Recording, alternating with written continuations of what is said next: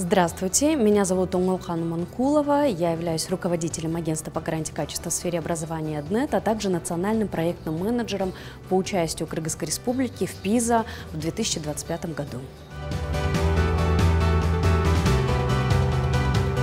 Сегодняшнее мероприятие однозначно было очень полезным. Особенно понравилось мини-исследование, его результаты, которые были озвучены. И вот все, с чем мы сталкиваемся на протяжении нашей работы, как в агентстве ДНЕТ, так и по вопросам ПИЗа, я вижу, что это исследование, оно подтверждает, те стигмы, которые существуют у нас в обществе, сложности, которые приходится преодолевать для развития STEM-направления для девочек.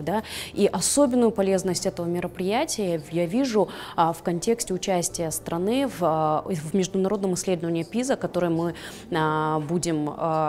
будет проведено в 2025 году. Почему? Потому что именно в рамках этого исследования у нас как раз-таки будут оцениваться уровень достижений 15-летних учащихся по STEM-направлению и по IT-грамотности. Поэтому развитие этого направления и данное мероприятие как нельзя кстати.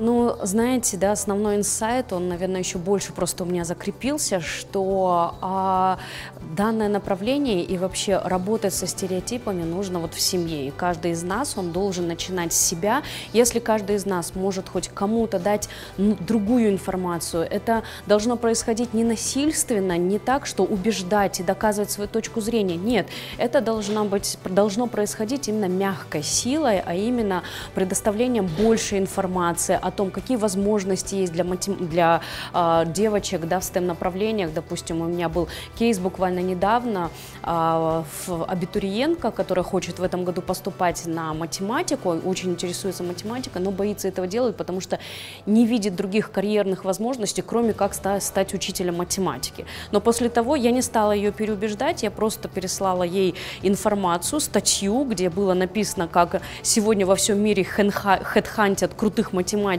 все крутые компании, для того, чтобы делать какие-то коды. Она для себя открыла совершенно новый мир и сказала, что я даже не подозревала, что у математиков столько возможностей.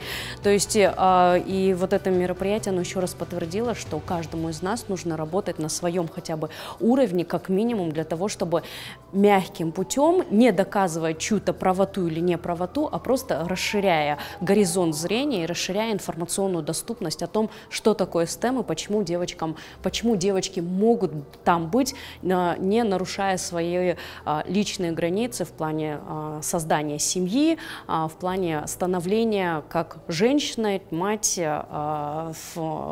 или жена в нашем обществе.